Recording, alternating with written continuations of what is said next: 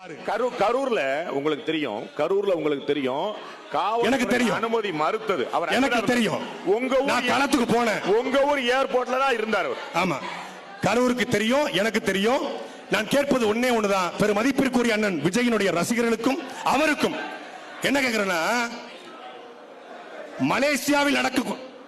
மலேசியாவில் நடக்கக்கூடிய ஆடியோ லாஞ்சுக்கு முதல் நாள் இரவு போன மரியாதைக்குரிய பக்காமாசி ஏன் கரூருக்கு சரியான நேரத்துக்கு போகல?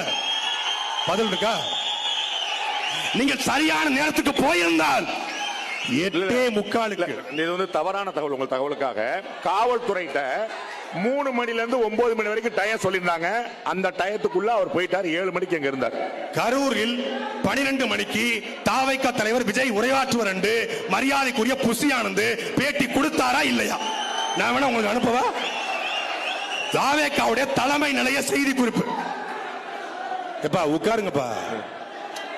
அண்ணே சரி உட்காருங்க. தம்பி உட்காருங்க. உட்காருங்க. இன்னும் அண்ணே பேச வேண்டியிருக்கு. உட்காரு. Yes continue. அண்ணே நேராச்சு. தமிழக வெற்றி கழகத்தினுடைய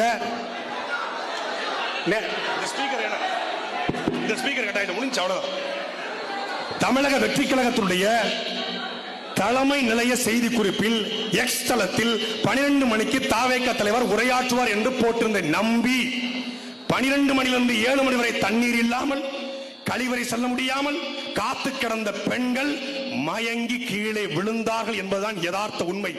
இறந்து போன 41 பேரில் 11 பெண்களுடைய வயிற்றை கிழித்து பார்க்கிற பொழுது முழுக்க மலமும் சிறுநீரகம் நிறைஞ்சு இருந்தது என்பது உண்மை. மேலே இருந்து கீழே விழுந்த ஒரு பையனால் 4 வயது குழந்தை வயிறு பிடுங்கி கண்ணு மூடி வெளியே வந்து செத்தது என்பது உண்மை. அதற்கு போகாத இவர் எப்படி மக்களுக்கான தலைவர் என்கிற கேள்வியை உங்ககிட்ட வைக்கிறேன். தூய்மை பணியாளரா என்ன வந்து பாரு.